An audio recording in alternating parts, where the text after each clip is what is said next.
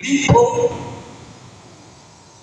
na bila toba ya kweli hatutoki hapa tulipo.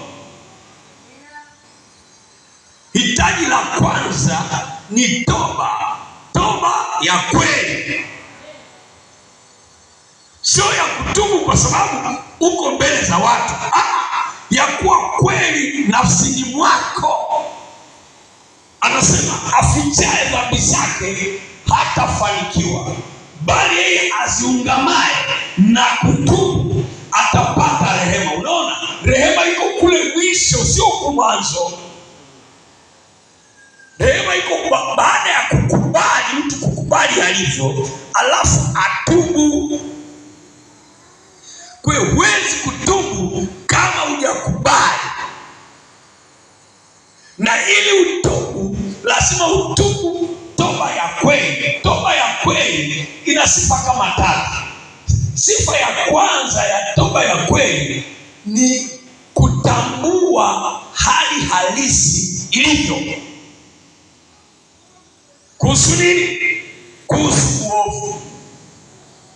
Sifa ya pili ni kujenga sikitiko. Mtume Paulo anasema huzuni ni kuumba huzuni ndani inayochukia ile hali, kwa ajili ya ile hali ambayo unaiona mbele yako, kwa ajili ya ile hali ambayo unakutana nayo. Kama Daniel, Biblia inasema ya kwamba Daniel alikutana na hali ambayo hakuweza kuvumilia, ilibidi aingie ndani ya roho yake atubu dhambi mpaka za wengine, za taifa zima. Akamwambia Mungu, walipozini mimi sikuwepo, lakini nimebeba huo uzinzi mwilini mwangu. Sasa mimi ndio mzinzi, niko mbele zako. Walipoiba mimi sikuiba, lakini mimi sasa ndio mwizi, niko mbele yako. Walipotukana sikuwepo, lakini mimi ndio mtukanaji, nimesimama mbele yako.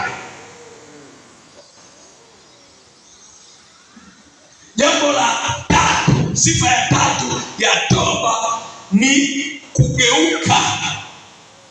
Usirudie tena hicho kitu.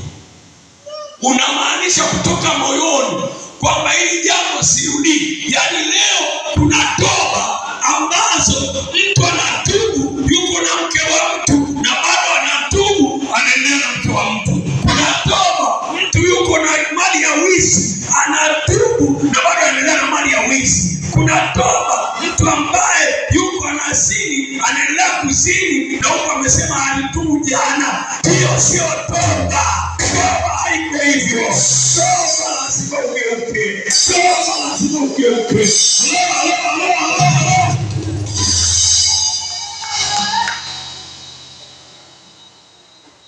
Ndio maana nikakwambia toba lazima isababishe vurugu,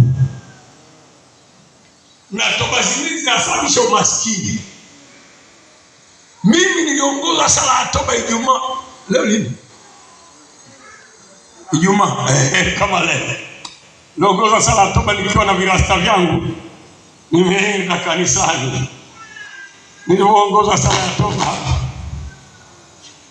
mkono huu nilikuwa nimefunga kucha 3 za kupigania, ili nikipata fujo mahali ambapo sina kisu, natumia zile kucha kama mbadala wa kisu. Ninatoboa kila mahali, ninatoboa. Watu wanaona damu, lakini mwenye kisu haonekani, kumbe ni kucha. Kwa hiyo niliona kwenda nyumbani na hizo kucha nitachelewa. Nilizing'ata, nikang'ata, nikavunja.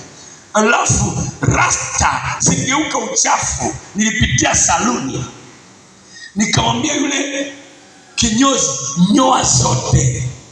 Akauliza mara ya kwanza, unasema? Kaambia nyoa zote. Mara ya pili, unasema? Kaambia nyoa zote. Mara ya tatu, nyoa zote. Akaita mashahidi. Kwa nini? Siku za nyuma hapo mtu alikata rasta yangu moja, nikabomoa saluni yote.